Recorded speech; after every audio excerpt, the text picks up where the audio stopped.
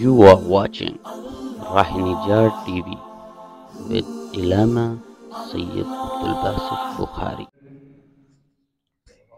بعدس حمد و صلات لائق صد تعظیم و تکریم جمیع حضرات، السلام علیکم ورحمۃ اللہ تعالی وبرکاتہ۔ مالک لم یزل کا ہم پر کروڑوں احسان ہے کہ اس نے ہمیں ایک مرتبہ پھر اپنے گھر میں بیٹھ کر اپنا اور اپنے حبیب مکرم صلی اللہ علیہ وآلہ وسلم کا ذکر کرنے کی توفیق عطا فرمائی ہے۔ میری آج کی گفتگو کا عنوان خلیفہ بلا فصل، یار غار، یار مزار، حضرت سیدنا ابو بکر صدیق رضی اللہ تعالی عنہ کی ذات مبارکہ ہے۔ میں نے جو آیہ مقدسہ پڑھی ہے اس کا ترجمہ یہ ہے کہ اللہ تعالیٰ عنقریب سب سے بڑے پرہیزگار کو جہنم کی آگ سے دور فرما دے گا، یہ ترجمہ ہے۔ اس ضمن میں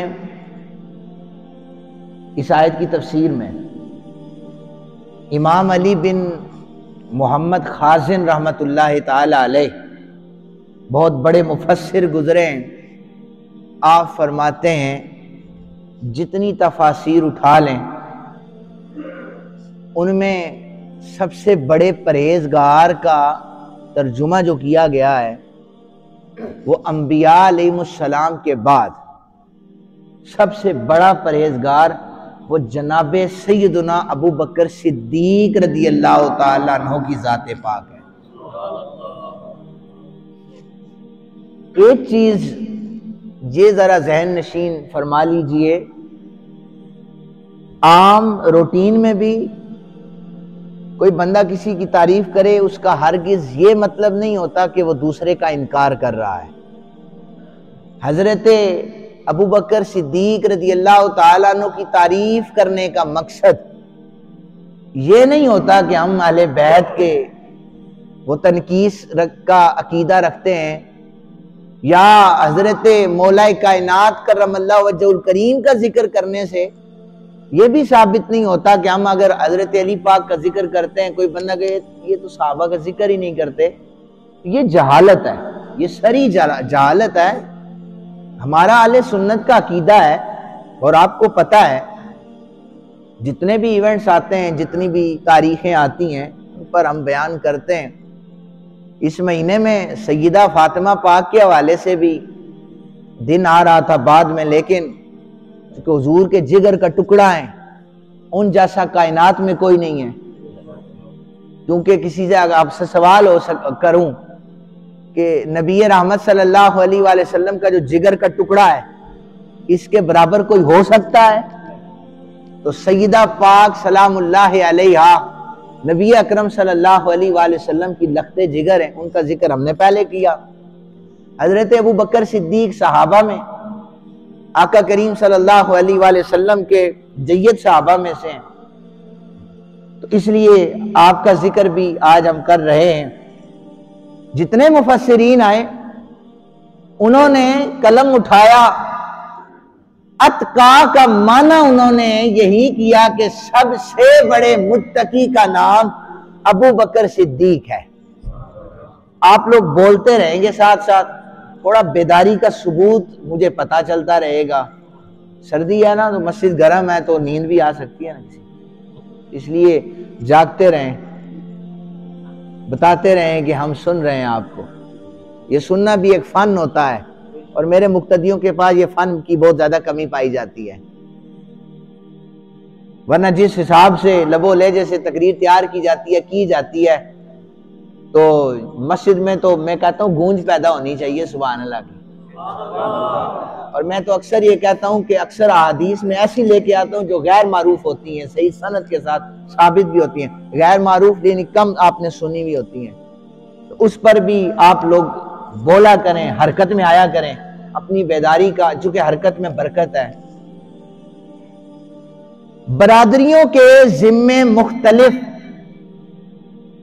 امور کی ڈیوٹی ہوتی تھی عرب میں، خاص کوئی حکومت نہیں تھی، کسی برادری کے ذمے، کسی قبیلے کے ذمے سفارتی معاملات ہوتے تھے، کسی قبیلے کے ذمے مہمان نوازی ہوتی تھی، اور کسی قبیلے کے ذمے جنگی اقدامات کرنے کی ڈیوٹی ہوتی تھی۔ اسلام لانے سے قبل حضرت سیدنا ابو بکر پاک کی ذات ایسی ذات ہے، ان کے گھر کی ڈیوٹی یہ تھی جب کوئی کسی کو مار دیتا، اس کی دیت جب دی جاتی تھی، یہ دیت وصول کرنے کی ذمہ داری حضرت ابو بکر پاک کے گھرانے پر تھی۔ چونکہ دیت لے کر دوسرے کو آزاد کیا جاتا ہے، سیدنا ابو بکر پاک کا لقب عتیق ہے۔ کیا ہے اس کا معنی؟ ہے کہ جو جہنم سے آزاد ہو گیا، جو آزاد ہو گیا، جس نے آزاد کر دیا۔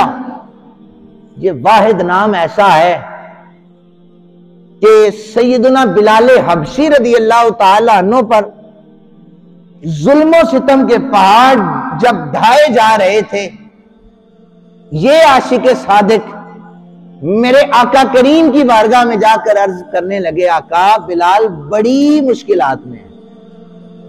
حضرت بلال کو خریدنے والے حضرت ابو بکر پاک ہیں، ان کا لقب عتیق اس لیے ہے۔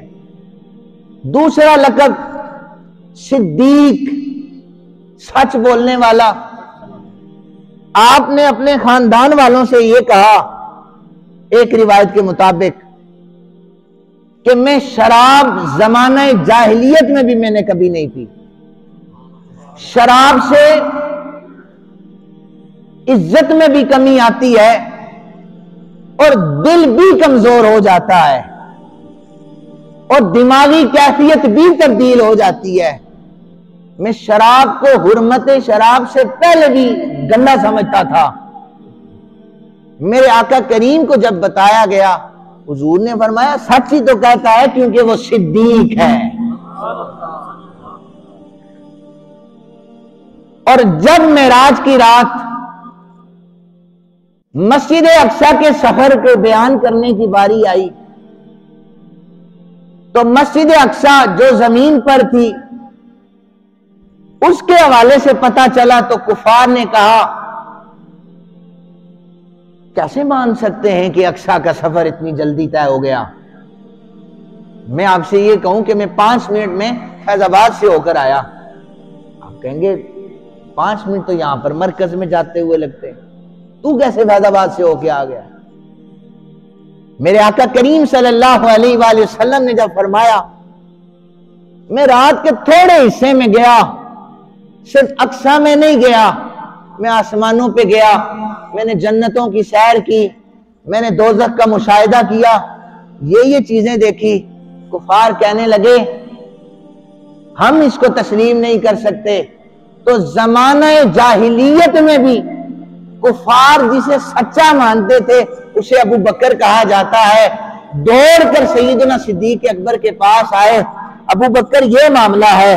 حضرت ابو بکر کا جواب یہ تھا، کافرو دیکھو میری بات سنو، ویسے تو کوئی اور یہ بات کرتا تو ماننے والی نہیں ہے، یہ میرے لجپال نبی نے کی ہے اس لیے میں اسے سچ مان رہا ہوں۔ اور بتایا گیا کہ یا رسول اللہ ابو بکر نے آپ کی تصدیق کی ہے۔ حضور نے فرمایا کہ ہاں ابو بکر نے تصدیق اس لیے کی ہے، آسمان دنیا سے اللہ تعالیٰ نے آسمان پر فرشتوں کے جرمٹ میں کہا ہے ابو بکر جو میرے نبی کا غلام ہے یہ صدیق ہے. اور میں روایت اگر باہر سے پیش کروں تو پھر بھی کوئی اعتراض کر سکتا ہے. میں اپنے گھر سے روایت پیش کرنے لگا ہوں. میرے جد اعلیٰ حضرت شیر خدا علی المرتضیٰ کرم اللہ وجہہ الکریم، تاکہ کسی کو تشنگی باقی نہ رہے کہ اہل بیت یا صحابہ کا کوئی تصادم ہوتا تھا، ایسی بات نہیں ہے. حضرت علی پاک کرم اللہ وجہہ الکریم آپ فرماتے ہیں، لوگوں میں اللہ کی عزت کی قسم اٹھا کر کے کہتا ہوں، قسم اٹھائی حضرت علی پاک نے، ابو بکر پاک کا جو لقب صدیق ہے نا، یہ آسمان دنیا سے اللہ تعالیٰ نے اس کا نزول کیا ہے. اب یہاں پر کوئی نہ کہے نا کہ ہم ابو بکر کو صدیق نہیں مانتے، تو یہ اس کا اپنا عقیدہ ہے، یہ تو اس کا اپنا عقیدہ ہے. ابو بکر صدیق اگر ایسا ویسا ہوتا تو 1500 سال سے سائیوں نے اپنی بازوؤں میں سلا رکھا ہے.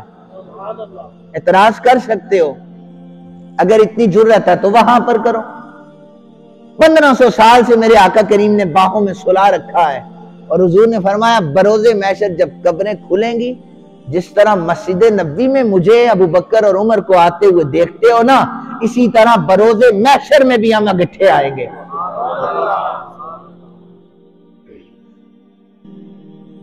آپ کا بچپنا تھا تو آپ کے والد گرامی آپ کو بت خانے میں لے گئے. آپ نے کبھی اسلام لانے سے قبل بھی شرک نہیں کیا. والد صاحب لے کے چلے گئے، کہنے لگے یہ بت ہے اور اس کو سجدہ کرو. جناب ابو بکر پاک نے بت کی طرف دیکھا، مسکرانے لگے اور اسے مخاطب کر کے کہنے لگے اگر مجھے بھوک لگے تو کھانا کھلا سکتے ہو؟ بت کا جواب کیسے آتا؟ کہنے لگے ابا یہ تو بولتا ہی نہیں ہے. پھر مخاطب کر کے کہنے لگے کپڑے اگر نہ ہو میرے پاس، کپڑے پہنا سکتے ہو؟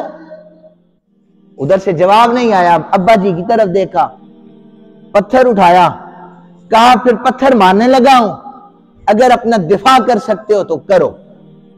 ابو قحافہ یہ دیکھ رہے تھے، آپ نے پتھر اٹھایا اور منہ پر دے کر مارا، وہ ٹکڑے ٹکڑے ہو گیا. والد نے تھپڑ رسید کیا کہ تو نے بے ادبی کر دی ہے ہمارے خدا کی. والدہ کے پاس لے گئے، بتانے لگے تیرے بیٹے نے آج یہ حرکت کی ہے، ہمارے خدا کو اس نے توڑ ڈالا ہے، اسے سمجھاؤ.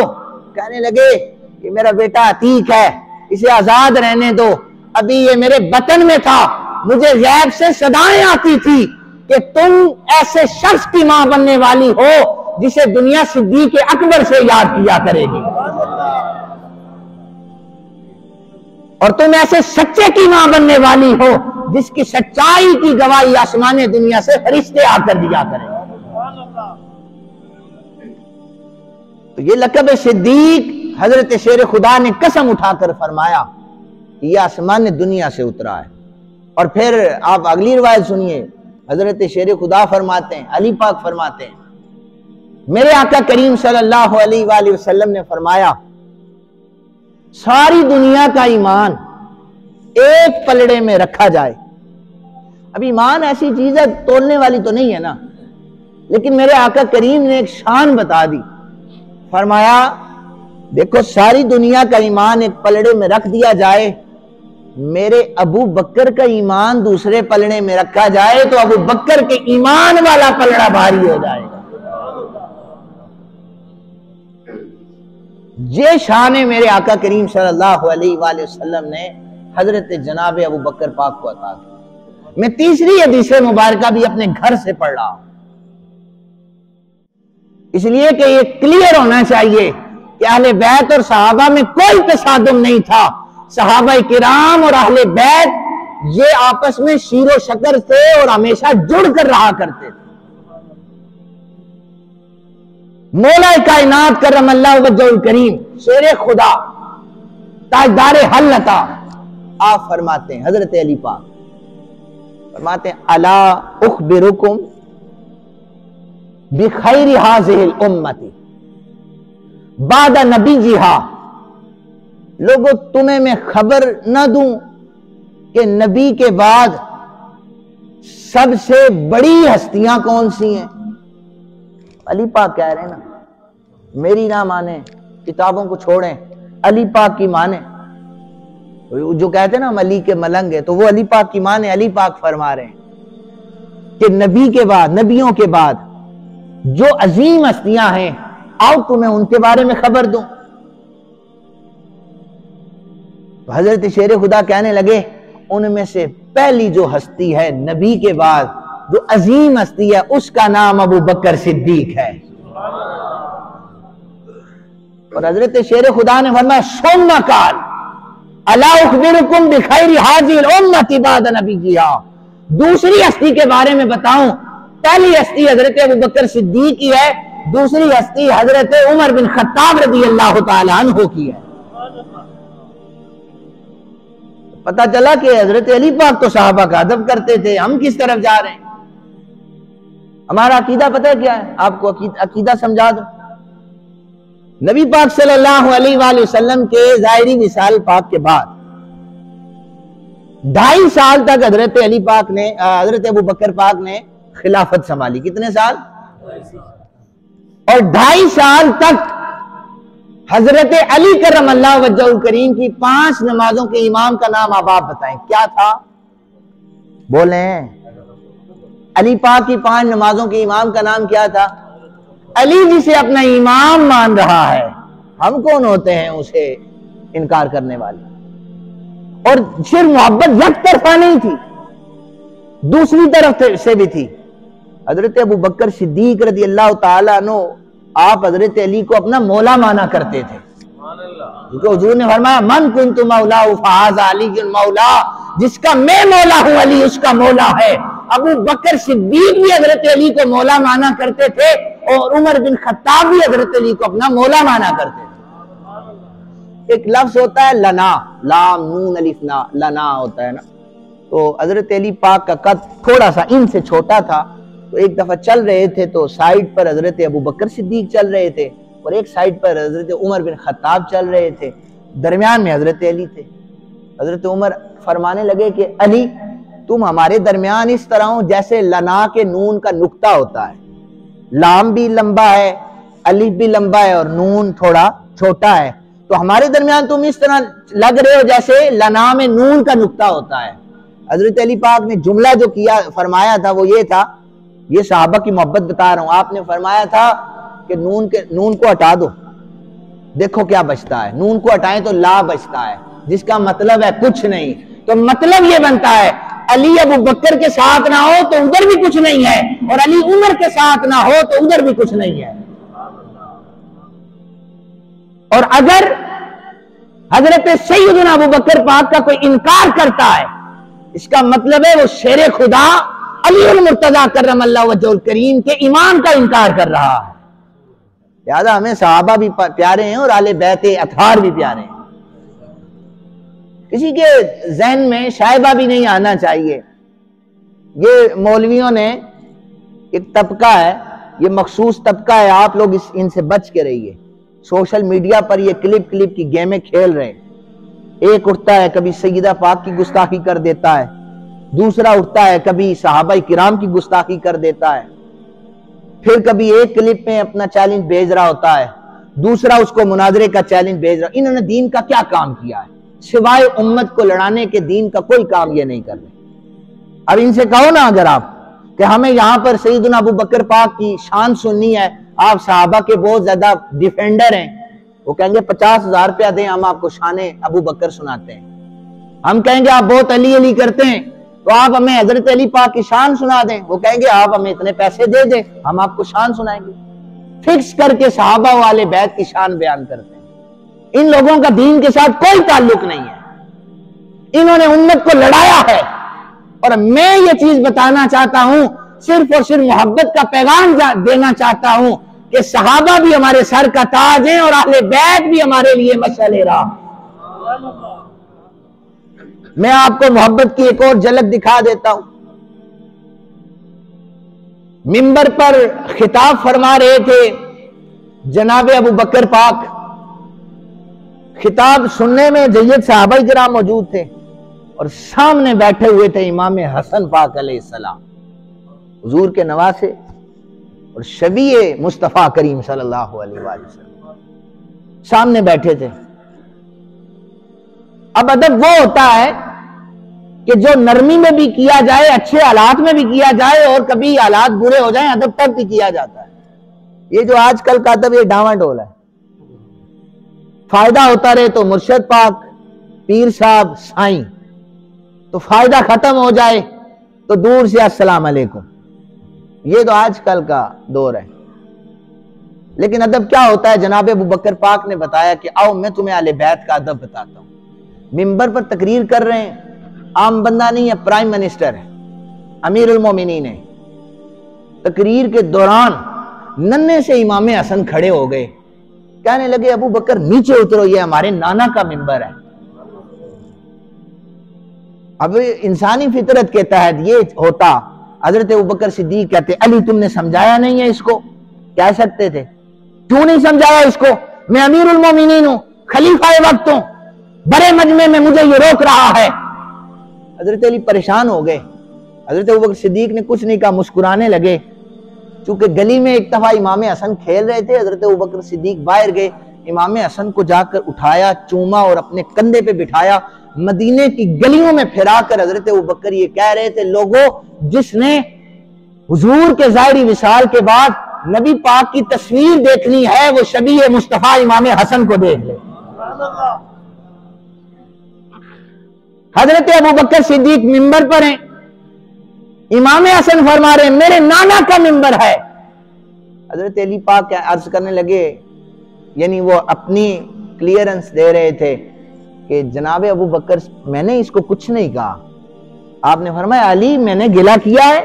تم نے کچھ نہیں کہا، لیکن حسن جو بات کہہ رہا ہے اللہ کی عزت کی قسم حسن سچ کہہ رہا ہے، یہ ممبر بھی حسن کے نانا کا ہے اور ابو بکر بھی حسن کے نانا کا غلام۔ تو یہ محبت تھی، فوراً غصے میں نہیں آ گئے تھے کو ہو امام حسن نے یہ کیا کر دیا، غصہ نہیں کیا، بلکہ اٹھایا اور اٹھا کر اپنے ساتھ بٹھایا اور کہنے لگے حسن تم سچ کہتے ہو، حسن یہ ممبر تمہارے نانا کا ہے، ابو بکر غلام بھی تمہارے نانا کا ہے۔ یہ صحابہ کرام کا عقیدہ تھا۔ سرکار کا دربار نہیں دیکھ رہے کیا؟ شاعر نے کیا تھا؟ سرکار کا دربار نہیں دیکھ رہے کیا؟ دربار میں دو یار نہیں دیکھ رہے کیا؟